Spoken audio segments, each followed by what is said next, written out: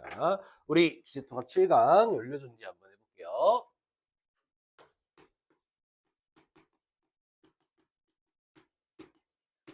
주제통합이다 보니까 두 개의 지문을 우리가 동시에 봐야겠죠. 먼저 가단락부터 먼저 시작을 한번 해볼게요.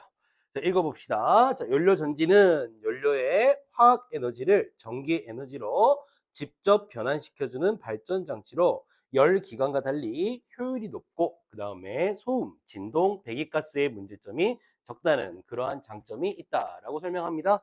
그러니까 여기서 이제 설명하고자 하는 거는 뭐냐면 이제 연료전지에 대한 이야기를 해주는 거지. 그리고 두 가지를 설명했는데 연료전지가 가지고 있는 역할, 어떤 역할을 해주느냐 설명을 해주고 그 다음에 이 연료전지가 가지고 있는 장점 이 두 가지를 설명을 했죠. 근데 우리가 여기서 주목을 해야 되는 건 뭐가 되는 거냐면 연료전지의 역할이 중요하다는 거예요. 그렇죠? 우리가 이제 어떤 화학적 에너지, 화학 에너지라고 불려지는 것들을 그렇죠? 자, 어떻게 변환시켜 주느냐라고 했더니 전기 에너지로 이렇게 변환을 시켜주는 그러한 내용이 있다. 이렇게 이런 역할을 한다. 발전 장치다. 이렇게 보여주는 거고요. 자, 그다음 읽어보면 그림은 가장 대표적인 연료전지인 수소 연료전지의 원리를 설명한 계략도이다. 이렇게 설명을 하거든요. 자, 그러면 이제 지금부터 설명하는 건 뭐가 되는 거냐면 연료전지 중에서 그렇지? 자, 뭐에 대한 수소 연료전지. 그렇죠? 이게 이제 핵심이겠죠? 우리가 수소 연료 전지라고 불려지는 것이 있는데 자, 이것의 무엇을 지금부터 우리에게 밝혀주려고 하느냐라고 하면 그림을 통해서 보여주죠. 이것의 원리, 그러니까 어떤 방식으로 작동하느냐라고 하는 걸 지금부터 보여주는 거야. 다시 한번 얘기하지만 원리는 얘들아 과정이 중요하다 그랬고 이 과정 속에서 구성 요소들이 중요하다 그랬고 그 다음에 이 구성 요소들이 가지고 있는 뭐가 중요하다 그러냐면 각각의 과정 속에서의 역할 이거를 잘 들여다보면 원리는 아주 쉽다 이렇게 우리가 본다고 했죠. 자, 이 장치는 기본적으로 산화극, 그 다음에 환원극, 그 다음에 전해질 그리고 전기도선으로 구성되어 있다. 그러니까 처음에 제시해 준 게 뭐에 대해서 제시를 해줬냐면 구성 요소에 대해서 먼저 제시를 해줬죠. 그렇죠? 네 가지의 구성 요소가 있는데 그러면 우리가 지금부터 하나씩 봐야 되는 건 뭐냐면 이 안에서 어떤 과정을 거치고 어떤 역할을 해주느냐 우리가 그것만 잘 들여다보면 된다고 선생님이 항상 얘기를 합니다. 먼저 첫 번째로 나오는 게 산화극이겠죠. 근데 나머지 내용 쭉 읽어보고 갈게요. 자, 수소 연료 전지에서는 산소와 수소가 결합해서 물을 생성하는 화학 반응이 일어나고 그 과정에서 장치의 외부로 연결된 도선을 통해서 전자가 산화극에서 환원극으로 이동하면서 뭐가 얻어져? 전류가 얻어진다 이렇게 얘기하는 거거든. 이 전기 에너지를 얻는다라는 얘기가 곧 뭐라고 여러분들이 생각하면 되냐면 전류라고 생각하면 돼. 알겠지? 전기가 흘러간다는 얘기가 되는 거잖아. 그럼 여기서 이제 우리가 주목해야 되는 거는 뭐냐면 이 수소 연료 전지의 원리에 뭐가 먼저 나오냐면 핵심이 먼저 나왔어. 전체적인 핵심이 먼저 제시를 해준다는 거죠. 그 핵심은 바로 이겁니다. 수소와 산소가 이 안에서 뭐 하는 거야? 결합하는 과정이 있을 거라는 거지. 알겠니? 그러니까 첫 번째로 보면 원리를 전체적으로 보면은 먼저 수소와 그 다음에 플러스 뭐를 같이 해준다? 산소의 결합이 먼저 일어나는 과정이 있을 거라는 거죠. 원리에서 보자면. 그런 다음에 물을 생성하는 화학 반응이 일어난대요. 그러니까 이렇게 수소와 산소가 결합해가지고 그 다음에 뭐를 생성하냐면 이제 물을 생성하는 거죠. 됐지? 그런 다음에 자, 그 과정에서 장치의 외부로 연결된 도선을 통해서 자, 전자가 자, 이제 우리가 구성요소 중에서 이런 과정, 이와 같은 과정 속에서 어떤 과정이 일어나느냐? 바로 첫 번째 구성요소였던 산화극에서 알겠지? 요 산화극에서 어디로? 환원극으로 이동하면서 자, 근데 무엇이? 전자가 알겠지? 산화극에서 뿅 하고 이동합니다. 자, 무엇이? 전자가 이동하면서 환원극으로 이렇게 이동을 하면서 그렇지 뭐가 생겨난다? 전자가 전기 에너지가 생겨난다 이 말이 되는 거예요. 그러니까 다시 얘들아 천천히 가보자. 수소 연료전지 같은 경우에는 어떤 원리를 가지고 있느냐 그랬더니 수소와 산소가 결합해가지고 물을 생성하지. 근데 이 과정 속에서 산화극에 있었던 전자가 환원극으로 넘어가면서 전기가 생긴다. 이게 전반적인 거야. 그러면 이 전체 과정 속에서 구성 요소들이 어떤 역할들을 하느냐, 이 안에서는 어떤 과정이 일어나느냐를 우리가 들여다보면 되는 거죠. 알겠지? 그래서 두 번째 문단에 시작하는 거는 산화극에서는 이렇게 먼저 시작을 하는 거예요. 그래서 구성 요소의 첫 번째 바로 산화극. 여기선 어떤 일들이 어떤 과정이 거쳐지는지 지금부터 선생님이랑 보도록 할게요. 자, 산화극에서는 수소기체가 들어와서 산화극을 구성하는 탄소물질과 표면에 있는 촉매의 도움으로 수소이온과 전자로 뭐 된다? 분해가 된다. 이렇게 돼 있지. 그렇지? 아, 이건 첫 번째. 아주 중요한 내용이 나왔네. 그죠? 이 안에서는 자, 우리가 무엇을? 수소기체가 들어와요. 여기서. 우리가 수소기체를 여기서 들어와. 근데 이 수소기체를 어떻게 해주냐면 분리시켜 준단 말이야. 자, 무엇과 무엇으로 분리시켜 준다고? 수소이온과 전자로 분리시켜 준다. 수소이온과 그다음에 전자로 이렇게 분리를 시켜준단 말이야. 우리가 앞에서 본 것처럼 산화극에 있었던 산화극에 있었던 전자가 환원극으로 넘어가잖아. 그럼 일단 수소기체에서 뭐를 만들어줘야 돼? 이거 전자를 만들어줘야지. 그래서 얘를 환원극으로 보내줘야 돼. 그래야지 뭐가 생겨? 전기가 생기는 거잖아. 그죠? 너무 쉽네. 다음 가보자. 수소이온은 산화극과 환원극 사이에 있는 전해질을 통해서 환원극으로 이동하고 그 다음에 전자는 도선을 통해 환원극으로 이동을 하게 됩니다. 그렇지. 두 가지로 우리가 갈라졌네. 그치? 자, 먼저 이 수소이온과 전자 이 두 가지는 모두 어디로 이동을 하게 되냐면 바로 환원극으로 다 이동을 하게 돼요. 그렇죠? 이 사람이 설명하는 게 그거거든. 그래서 이제 한 가지만 보자면 이렇게 수소이온을 분리시킨 산화극에서 분리시켜가지고 자, 얘네들을 다 어디로 보내냐면 환원극으로 보내거든요. 다 환원극으로 보내는데 근데 이거를 환원극으로 보내는 통로가 다르다는 거예요. 수소이온은 무엇을 통해서 가는 거냐면 산화극과 환원극 사이에 있는 이거는 뭐를 통해서 가는 거냐면 전해질을 통해서 가는 것이고 그치? 그리고 아까 이 전자 같은 경우에는 우리가 봤었잖아요. 그죠? 앞에서 본 것처럼 무엇을 통해서 가는 거냐면 도선이라는 것을 통해서 이렇게 환원극으로 이동을 하게 된다는 거예요. 이거 어렵지 않지? 그지? 오케이. 다음. 자, 이때 전해질은, 그러니까 요거죠. 수소이온을 환원극으로 보내는 이 전해질을 말하는 거죠. 이온에 대해서는 전도성을 가지고 전자에 대해서는 전도성이 없다. 그래서 산화극은 전기 화학에서 산화 반응이 일어나는 전극을 지칭하며 연료인 수소가 반응하는 전극이므로 연료극이라고 부른다라고 얘기를 합니다. 그러니까 결국에 이 산화극의 또 다른 이름은 뭐라고 부른다고? 연료극이라고 부른다 이거예요. 알겠지? 여기 안에서 수소이온의 연료를 우리가 흔히 말하면 만들어낸다. 이런 말이 생성하게 된다. 이런 말이 되기 때문에 이 이름을 연료극이라고 이야기를 합니다. 자, 한 번 더 볼까요? 산화반응이란 어떤 분자가 전자 혹은 수소 원자를 잃거나 산소 원자를 얻는 반응을 일컫는다라고 얘기하거든요. 그러니까 다시 한번 정리를 해보자면 산화극에서는 전기 화학에서 산화 반응이 일어나는 전극을 지칭하는 연료인 수소가 반응하는 전극이라는 거지. 다시 말해 이 말이 좀 어려운데 다 이렇게 바꿔놓으면 수소가 반응을 하는 전극이라는 거야. 근데 어떻게 반응을 하느냐 그랬더니 산화 반응이 일어나는 전극. 알겠니? 알겠죠? 그러니까 다시 말하면 이 산화극에서 일어나는 핵심적인 반응이 뭐냐라고 우리가 물어본다면 알겠지? 우리는 무슨 반응이다 그러니까 산화 반응이 일어나는 그러한 곳이다. 이렇게 우리가 볼 수가 있는 거죠. 됐어요? 오케이. 자, 그리고 산화 반응이 일어났을 때 우리가 또 하나 더 지칭하는 연료인 수소가 반응하는 거야. 산화 반응은 결국에 무엇이 반응하는 거다 그러면 수소의 반응. 알겠지? 그 반응이라고 하는 게 이거예요. 여기 잠깐만 볼까요? 이 수소의 반응이라는 게 수소기체가 수소이온이랑 전자로 나눠지고 알겠지? 얘네들이 환원극으로 넘어가는 거. 알겠어요? 이 반응이 일어난다는 거죠. 그래서 따라서 수소 연료 전지에서 산화극에서 일어나는 산화 반응은 그렇죠? 자, EH2, 그다음에 4H 플러스 뭐야 씨발 이게 너무 힘들어. 자, 4E 마이너스의와 같은 화학 반응을 나타낼 수 있다. 그러니까 다시 말하면 이 반응을 화학 반응으로 설명을 한 거예요. 알았지? 그럼 우리 정리해 보자. 산화극에서는 어떤 역할이 일어나는 거지? 일단 구체적으로 가면은 수소기체를 이렇게 두 개로 나누죠. 그치? 그리고 핵심은 뭐가 돼?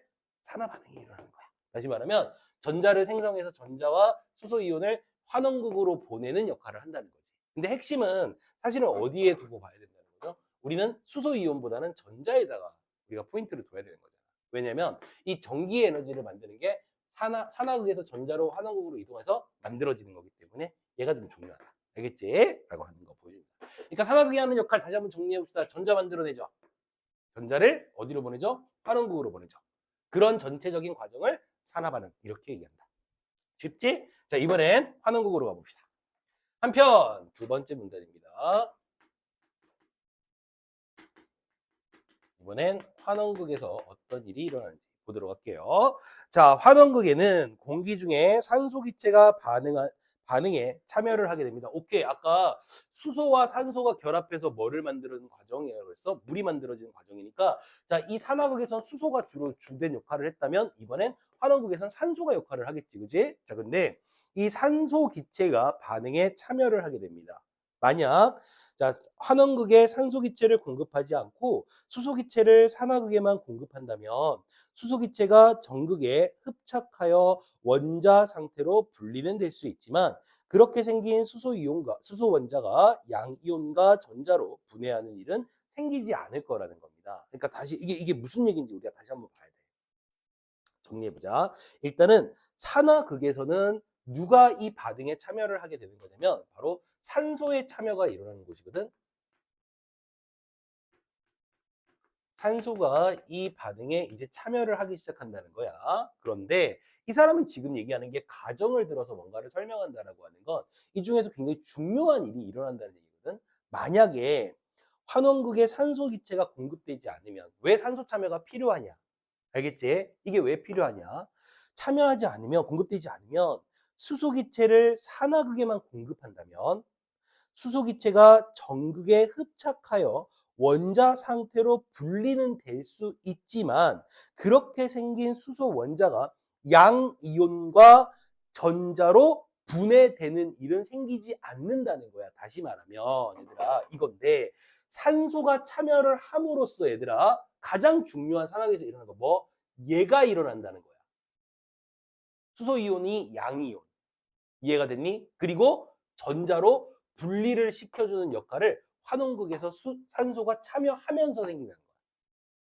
그러니까 산소가 왜 필요하냐 그랬더니 수소 이온과 전자를 뭐 시켜준다? 분리시켜준다. 맞지? 이게 분리가 돼야 전자가 나올 거 아니야. 이게 안 된다는 얘기가 되는 거죠. 다음으로 가볼까요? 자, 그럼으로써 수소 원자가 전자를 내놓으면 수소 양이온으로 바뀌려면 전자를 받는 성질이 강한 물질이 있어야 하는데 그 역할을 하는 산소 기체가 그렇지 이겁니다. 전자를 내놓으려면 수소 양이온으로 바뀌려면 전자를 받는 성질이 강한 물질이 있어야 되는데 그게 바로 산소야. 그러니까 산소가 하는 역할은 뭐냐? 이건 조금 기억을 해두지 알았지? 산소가 하는 역할은 바로 전자를 받는 역할을 해줘야지.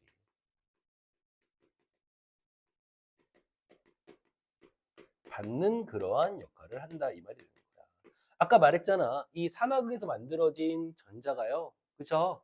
환원극으로 이동을 해야 되는데 또 환원극에서 전자를 받아야 될 거 아니야. 근데 얘가 없으면 못 받는다고요. 그러니까 산소가 필요하다는 얘기야. 그러니까 산소가 하는 역할이 되게 중요하죠. 산소가 수소이온과 전자를 분리시켜야 되고 그 다음에 전자를 받아들이는 역할도 해야 되고 맞지? 요건 조금 의미가 있습니다. 다음으로 가볼까요? 자, 또한 또 있습니다. 또한 산소 기체는 도선을 통해서 환원극에 도달한 전자뿐만 아니라 전해질을 통과하여 온 수소 이온을 받아 물로 전환을 시키는 역할도 해준다 이 말이 되는 거죠. 아 이거 너무 쉽다. 이제 보자. 요거 한번 볼까? 여기서 한번 다시 가볼게. 수소 이온은 전해질을 통해서 환원극으로 가죠. 맞지? 그러면 이 전해질을 통해서 간 이 수소 이온은 환원극으로 가게 되면 요게 좀 정리를 해보자. 자, 수소 이온은 환원극으로 이동하게 돼서 무엇으로 바뀌게 되죠, 얘들아? 물로 바뀌게 된다는 거예요. 알겠지? 그리고 여기 이제 전자가 넘어갈 거 아니야, 그치? 자, 전자가 도선을 통해서 환원극으로 넘어가게 되면 얘는 뭘로 바뀌는 거야? 우리 이거 말하지 않아도 알아. 뭘로 바뀌지? 야, 지금까지 존나 설명한 게 이거야. 여기 다시 산화극에서 전자가 환원극으로 가면은 요 전자가 여기 전기 에너지 만든다고. 알겠지? 그럼 얘는 뭘로 바뀐다는 얘기야? 전기 에너지로 바뀐다. 이 말이 되는 거지.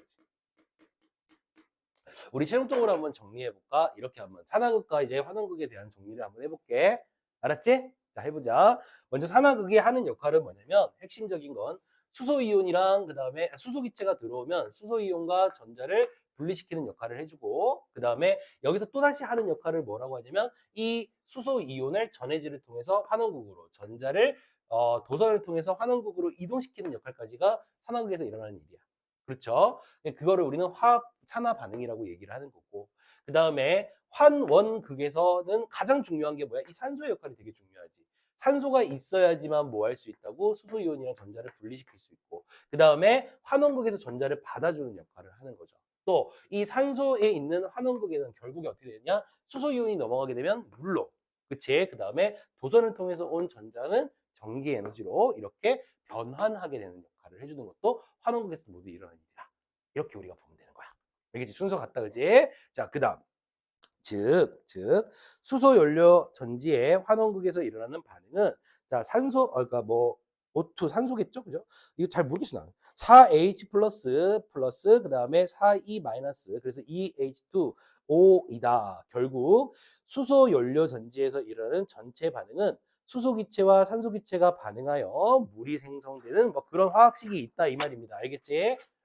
그 다음, 이 반응의 역반응인 물의 전기 분해는 외부에서 전기 에너지를 가해 반응이 일어나지만 수소 연료 전지의 반응은 자발적 반응이며 모든 연료 전지의 반응 또한 자발적으로 일어난다 이 말이 되는 거죠. 그러니까 물에서 이렇게 역으로 들어가는 거는 외부의 자극을 줘야지만 가능하지만, 알겠지? 요거 하나만 체크할게. 이건 뭐 되게 중요한 건 아닌데, 이 수소 연료전지의 어떠한 원리의 특징이 뭐냐 이렇게 물어보면 얘네들은 모두 외부의 자극 없이 오로지 자발적으로, 그렇죠? 자발적으로 이렇게 자발적 원리로 가지고 나타난다. 이렇게 우리가 볼 수가 있는 거야. 알겠지? 자발적이라고 하는 건 뭐라고 생각하면 되냐면 외부의 자극이 없다 이 말인 거죠. 그러니까 스스로 일어난다 이거. 외부의 자극이 있는. 여러분들한테 맨날 야 공부해 이 새끼들아 해야지 공부를 하는 거는 무리죠. 그지? 근데 여러분들 내가 지금 이러고 있으면 안 돼. 공부를 열심히 해야 돼. 이렇게 생각하면 뭐가 되는 거야? 이건 자발적 원리가 되는 거야. 알았지? 여러분들 자발적 원리로 살아야죠. 그죠? 자, 다음입니다. 그렇다면 아직 끝나지 않았네요. 세 번째 문단이네요. 수소 연료 전지의 전체 반응은 왜 자발적으로 일어나는 것일까? 야, 너무 좋다. 세 번째는 화제가 너무 뻔하죠. 그죠? 이렇게 자발적 원리로 일어난다 그랬는데, 자, 이거죠. 자, 수소 연료 전지는 아까 이야기한 것처럼 자발적으로 일어난다 그랬는데, 자발적으로 일어나는 뭐에 대해서 지금부터 설명한다?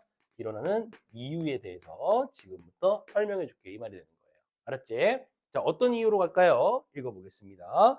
어떤 반응이 자발적으로 일어나기 위해선 반응이 일어난 후에 물질의 에너지가 반응 전 물질의 에너지보다 작아서 안정된 상태가 돼야 된다는 거죠. 일단 왜 자발적으로 일어나느냐라고 하는 거를 설명하기 위해서 먼저 깔아주는 게 뭐냐면 우리가 알아둬야 될 이 부분에 대한 설명입니다. 전제를 먼저 설명을 해주죠. 그치? 우리가 먼저 알아야 되는 게 있는데, 그러니까 이게 무슨 얘기냐면 안정 상태를 보자면 누가 더 안정하냐라고 봤을 때 반응 전과 근데 반응 후가 더 안정된 상태여야지만 우리가 어떤 이제 화학적 원리들이 자발적으로 일어나게 된다고 먼저 설명을 해줍니다. 그렇지? 이건 어렵지 않죠, 그죠? 그 다음 이러한 증거가 되는 값이 깁스 에너지 변화량인데, 자, 깁스 에너지 변화량은 출입한 반응열에서 엔트로피 변화와 온도의 곱을 뺀 값이고, 출입한 열은 발열 반응이며 마이너스 부호를, 흡열 반응은 플러스 부호를 갖게 된다라고 설명을 합니다. 자, 이러한 증거의 값, 그러니까 안정된 상태를 우리는 뭐라고 얘기하냐면 바로 이 어렵죠 지금 깁스 상태라고 얘기를 하거든요. 알겠지? 이 안정된 상태를. 근데 이 안정된 상태의 깁스 상태라고 하는 걸 깁스 상태가 아니라 깁스 에너지 변화량이라고 얘기를 하는데,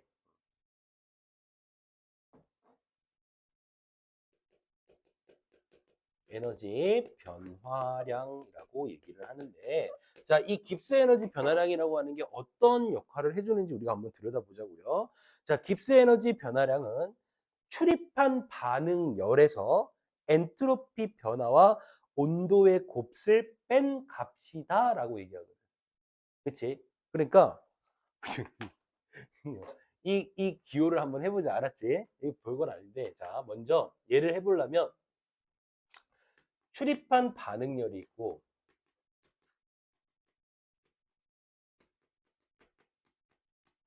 반응열이 있는데, 알겠지? 자, 여기서 빼주는 거야. 됐지? 무엇과 무엇을 곱한 값을 빼주냐 그랬더니 바로 거기 엔트로피 변화와 온도를 곱한 값을 뺀 거야. 여기선 그냥 가보자 얘들아. 잘 봐. 엔트로피 변화와 그 다음에 온도의 곱슬 뺀 값이 바로 깁스 에너지 변화량이거든. 일단은 이런 게 있다는 것만 그냥 알아도 그런 다음에 하나씩 이제 설명을 보면 돼. 출입한 열은 반응열이면 마이너스 부호를, 흡열 반응이면 플러스 부호를 갖게 된다 이거지. 자, 요거에 대한 설명이야 이번에. 출입한 반응열에 대한 설명인데 이 출입한 반응열을 두 가지로 보는 거야. 얘를 발열 반응으로 보면 얘를 마이너스로 보고, 됐지? 자, 그 다음에 여기에서 흡열 반응으로 보면 뭘로 본다? 플러스로 본대. 천천히 따라가다 보면 이해가 돼. 흡열 반응으로 보면 플러스가 된대요. 자, 그 다음 또 하나 읽어볼게. 자, 전체 반응을 반응물과 생성물 측면에서 살펴본다면 이 몰의 수소기체가 1몰의 산소기체와 반응하여 2몰의 물이 만들어지는 반응이다 이 말이 되는 거지. 그러니까 수소기체 두 개와, 그러니까 쉽게 생각하면 이렇게 가면 돼. 수소기체 두 개랑 한 개의 산소기체가 만나게 되면은 두 개의 물이 만들어진다는 거지. 됐어요? 오케이, 다음이죠.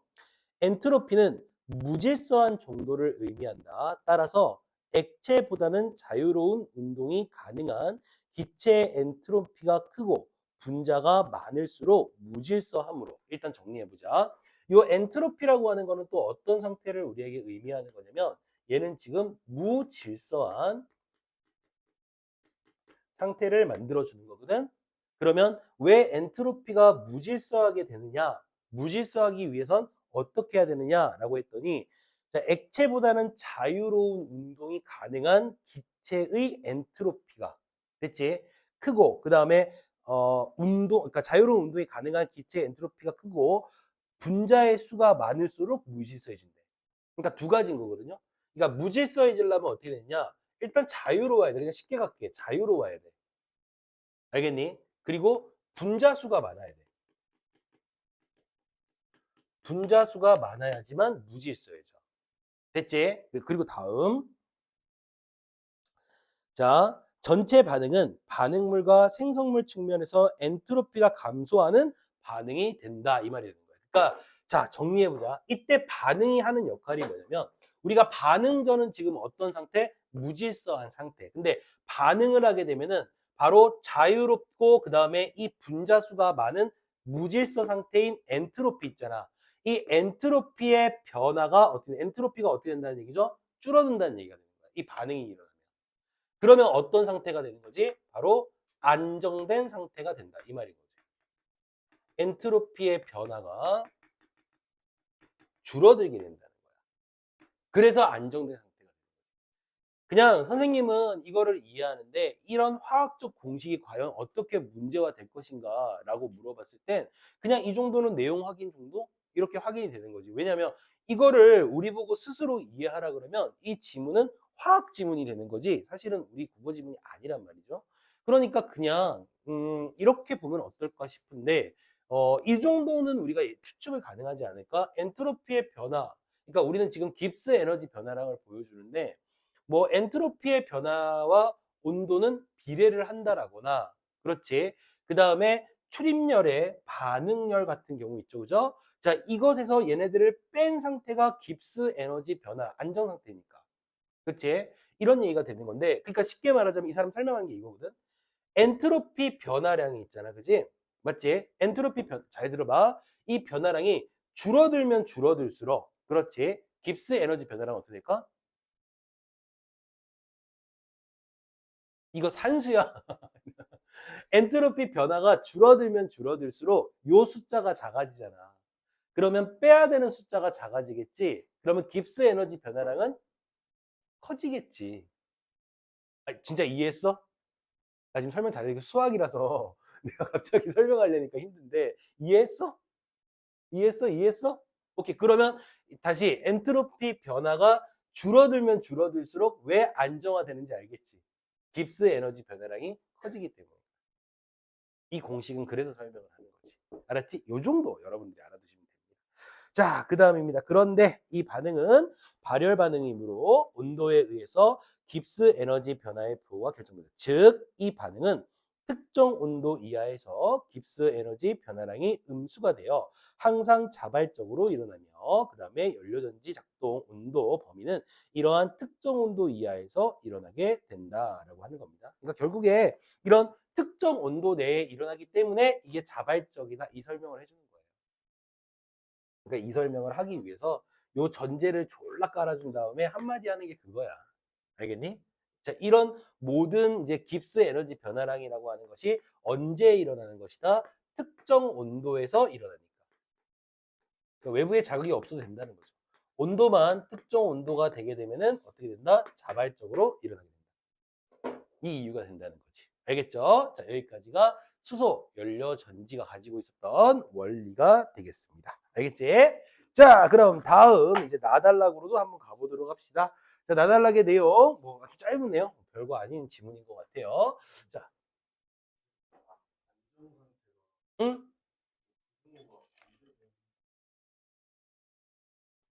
응? 부등호가 반대로 되야 된다고? 내가 잘못 봤나? 반응이 일어나는 물질의 에너지가 반응 전 물질의 에너지보다 작아서 아 맞다. 그러네. 얘가 작아서 이렇게 되네. 그치? 미안합니다. 이렇게 된다. 됐지? 아, 그래요. 자, 이제 우리 나달락으로 한번 가보도록 하겠습니다. 볼게요.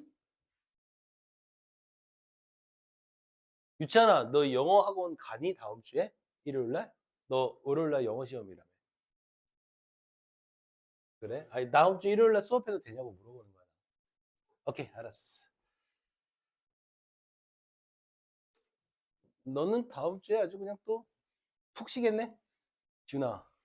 어? 어, 일찍 끝나는 날이잖아. 그지? 그래, 그래. 자, 나달락으로 가봅시다.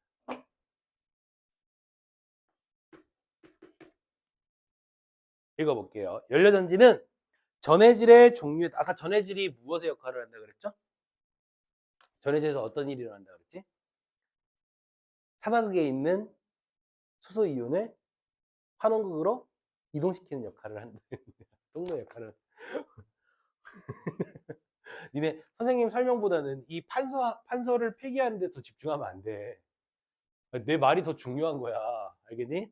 선생님이 내년부터는 수업의 방식을 좀 변화를 줄까 싶어서. 왜냐면, 뭐, 해본 사람들은 알겠지만 내가 진짜 국어 선생님 치고 정말 판서가 많은 편이거든. 어떤지 모르겠는데, 내가 꽤 판서가 많은 편이거든. 그랬더니 애들이 자꾸 판서를 쓰는 거에만 되게 집중을 하는 거야. 근데 내 말이 더 중요해, 사실은. 얘들아. 알겠니? 그러니까, 오케이. 뭐, 한니 썼다. 나중에 물어보면 몰라. 그러면 안 돼. 알겠지? 오케이. 자, 가보자. 계속 가보자. 아까 전해질의 역할은 산화극에서 환원극으로 저기 뭐지? 수소 이온을 이렇게 어이씨 갑자기 말이 생각이 나. 이동시키는 역할을 해주는 게 전해질의 역할이었잖아. 근데 전해질에도 종류가 있다는 거야. 그게 뭐냐? 염기성 또는 산성 연료 전지로 나누고 작동 온도에 따라 약 100도씨에서 작동하는 저온, 약 200도씨에서 작동하는 중온, 약 1000도씨 이상에서 작동하는 고온 연료 전지로 나누게 된다는 거죠. 그러니까 여기서 이제 뭐를 설명하는 거냐면 나달락에서 바로 연료 전지의 종류를 설명해 주는데 이 종류를 두 가지 기준으로 나누어서 설명을 하고 있어. 알겠지? 첫 번째는 뭐냐면 전해질의 종류에 따라 나누고요. 알겠지? 두 번째는 온도. 알겠지? 온도, 작동 온도에 따라서 한번 정리해보자. 작동 온도에 따라서 나눈다는 거야. 먼저 전해질에 따라서 나누게 되는 거는 뭐 어려운 건 아닌데 얘는 두 가지로 나누는데 염기성 연료 전지와 그냥 간단하게 갈게. 연료 전지와 그 다음에 산성 연료 전지. 알겠지? 여기에서는 이제 산성 연료 전지 이렇게 두 가지로 나누게 된다는 거고요. 이거는 전해질의 종류에 따라서 작동 온도에 따라서는 세 가지로 나누죠. 그지? 세 가지로 이렇게 나누는데 바로 저온 그리고 중온 이건 어려운 거 아니네요. 고온으로 이렇게 각각 나누게 됩니다. 그러면 저온은 어느 정도가 되느냐라고 하면 얘는 약 100도씨가 되겠고요. 그렇지? 중온은 얼마가 된대요? 약 200도씨. 그렇죠? 200도씨가 되겠고. 그 다음에 고온은 약 이거는 여러분들에 대한 선생님의 뭐 열정 사랑입니다. 1000도씨 이상. 나는 뭐야? 너희는 고온이야. 아니 뭐 씨발 반응을 보여봐. 이런 멘트를 알려주면 반응을 해야 될 거 아니야. 지훈아 남자친구가 이런 거 해주면 좋아 안 좋아? 얘따 먹어라 말이야. 선현이 이런 거 싫어하지? 야 대놓고 씨발 그렇다고 싫다고 소리면 돼. 나도 사랑하는 아내가 있어. 왜 이래? 근데 우리 와이프한테 이런 얘기를 하잖아요. 그러면 이게 좀 다른 것 같아요. 그러니까 다른 사람한테 이런 얘기를 하면 막 이렇게 하잖아. 근데 우리 와이프는 정색을 해요 자꾸. 헐. 하지 말아야겠어. 근데 궁금한 게 있어요. 이것도 좋은 건가요? 좋아서 그렇게 반응하는 건가요? 계속하자. 가령 전해질로 고분자 물질을 사용하는 연료전지의 경우 전해질은 산성 물질이 사용되며 작동 온도는 저온이어야 된다. 뭐 이런 거야. 그러니까 예를 들어주자면 고분자 물질을 사용하는 연료전지가 있지, 그지? 그러면 산성이어야 돼. 그리고 고온이어야 되고. 이렇게 있다는 거죠. 뭐 또 다른 예도 있겠네요. 또 반면 세라믹 물질인 고온 산화물을 전해질로 사용하는 경우에는 이온 전도도가 저온에서는 매우 낮으므로 고온에서 작동을 시켜야 된다 이거죠. 그러니까 쉽게 말하자면 어떤 연료 전지냐에 따라서 얘네들이 선택된다는 거야. 전해질의 종류나 작동 온도가 정해진다는 얘기가 되는 거지. 간단하지? 이렇게 나눌 수 있습니다. 다음 볼까요? 작동 온도에 따른 분류법 이외에도 연료 공급 방식에 따라 연료 전지를 구분하는 방법도 있습니다. 그러면 이거 말고 또 있다는 얘기죠. 그지? 자, 이번엔 또 하나 더 갑시다. 자, 하나 더 내려볼게요. 자, 이번에는 뭐에 따라서 가느냐라고 했더니 바로 연료 공급 방식에 따라 나눕니다. 공급 방식에 따라서 나누게 되는데요. 자, 이번에 어떻게 나누는지 한번 읽어보겠습니다. 자, 먼저 직접 연료 전지란 탑재한 연료를 바로 산화극에 공급해서 연료 전지를 구동하는 연료 전지를 말하게 된다라고 하는 겁니다. 먼저 첫 번째로 나오는 게 뭐가 있냐? 직접 연료 전지가 있다는 거지. 이건 뭐 어려운 말이 아니잖아. 자, 얘는 연료전지에 뭐가 들어가야 되더라? 수소기체가 들어가야지, 맞지? 그래야지 수소기체에서 양이온과 그 다음에 수소이온과 전자를 분리시킬 거 아니야? 근데 이때 수소기체를 직접 그냥 전지에 넣는 방법이야. 알겠지? 수소기체를 직접 말 그대로야 그냥 연료전지에 넣는 그러한 방식을 이야기하고요. 자, 다음입니다. 공급하는 방식이고요. 자, 수소를 탑재하여 이를 연료로 공급해서 연료전지를 작동하는 방법도 있고, 그 다음에 메탄올이나 에탄올 같은 탄산수소를 연료로 산화극에 공급하는 경우도 이에 해당이 된다라고 하는 겁니다. 알겠지? 이해가 됐지? 자, 그 다음에 이 경우 작동 온도는 고온이며 고분자 물질이 전해질로 쓰이게 된다. 이 말이 되는 거예요. 알겠지? 이번 다양한 특징들이 나오죠? 그냥 알아두시면 돼요. 자, 또 이번엔 당연히 뭐가 있겠어? 간접 연료 전지가 있겠죠. 간접 연료 전지라는 게 있겠죠. 그죠? 자, 얘 같은 경우에는 메탄올과 같은 연료를 탑재하고 메탄올을 수소로 전환하는 계질기를 통해서 수소를 얻게 된다는 거죠. 그러니까 이거 경우는 수소를 얻게 되는데 얘는 그냥 수소를 직접 공급하는 거잖아. 그지? 내 직접 공급이란 말 써줄게. 직접 공급하는 방식으로 가는 경우인데 얘 같은 경우에는 뭐를 통해서 가냐면 계질기라고 하는 걸 통해서. 알겠지? 응? 요거를 통해서 계질기를 통해 수소를 공급하는 거예요. 그러니까 직접 하는 게 아니죠. 간단하게 여기는 간단하게 갑시다. 수소를 공급하는 그러한 방식이 간접 연료 전지가 되겠고요. 다음으로 가봅시다. 자, 공급하여 작동하는 연료 전지를 일컫는다. 자동차의 동력원으로 연료 전지를 사용하는 경우 수소 기체 저장 탱크를 차량에 탑재하여 운행하는 방법이 가장 보편적인데요. 그러니까 산소 기체 저장 탱크를 차량에 탑재한 다음에 이걸 가지고 이제 차량을 운행시키는 거야. 우리 이제 차세대 미래의 어떤 자동차를 수소 기체를 사용할 거라는 거예요. 그러니까 왜냐면 지금 석유가 점차적으로 고갈되어 가는 상황이잖아. 그지? 그러니까 그 석유를 뭐 할 수 있는? 대체할 수 있는 것이 필요하고, 우린 그것에 가장 이제 주목하는 걸 수소로 보거든요. 그러니까 수소 기체차가 실제로 지금 존재하잖아요. 근데 어떻게 운영되냐면, 얘 같은 경우에는 이제 수소 기체를 그냥 탱크에다 넣어 놓는 거예요. 자동차 안에 있는. 어렵지 않죠? 그러나 수소기체는 저장의 어려움, 그 다음에 판매망 구축의 미미, 그 다음 미비, 그 다음에 수소 저장 탱크의 안정성 등이 문제가 됩니다. 그러니까 직접적으로 수소 탱크를 탑재하는 방식에는 문제가 많다는 거지. 그럼 그거를 대체할 수 있는 또 다른 것이 나올 거 아니에요. 그죠? 그 다음 볼까요? 이와 같은 이유로 메탄올을 이용한 연료전지가 자동차용 연료전지로 부각되고 있다. 이겁니다. 바로 이 방법이에요. 그러니까 직접 연료 장치를 우리가 실생활에 투입을 해서 이걸 사용하면 문제가 너무 많다 보니까 이 방법을 많이 사용하려고 한다는 거죠. 뭐를 통해서? 계지기를 통해서. 됐지? 다음으로 가볼게요. 자, 이때 계지기를 자동차에 탑재하고 메탄올 연료를 사용할 수 있습니다. 이에 비해 직접 연료 전지인 직접 메탄올 연료 전지는 계지기를 사용하지 않고 직접 메탄올을 연료극에 공급하는 연료 전지를 뜻한다. 자, DMFC의 산화 반응은 메탄올이 물과 반응하고 이산화탄소로 전환되어 수소이온과 전자를 내는 반응이며, 환원극의 반응은 산소가 그다음에 산화극에서 발생한 수소이온과 전자와 반응하여 물이 되는 반응이다. 따라서 DMFC의 전체 반응은 메탄올과 산소가 반응하여 이산화탄소와 물을 생성하는 반응이므로 DMFC는 친환경 장차 동력원을 역할을 할 수 있을 것이다 라고 이렇게 마무리를 하는 거예요. 알겠지? 이런 내용들이 있다. 그러니까 다시 말하면 이 간접 연료 전지를 사용하는 것이 우리 실생활에 도움이 많이 된다. 뭐 이런 얘기를 하는 것 정도니까 여러분들이 아마 스스로 보셔도 충분히 이해하실 것 같습니다. 여기까지가 우리가 주제 통합 7강이 되겠습니다. 자, 조금만 쉬었다가 우리 8강으로 갑시다. 알았죠?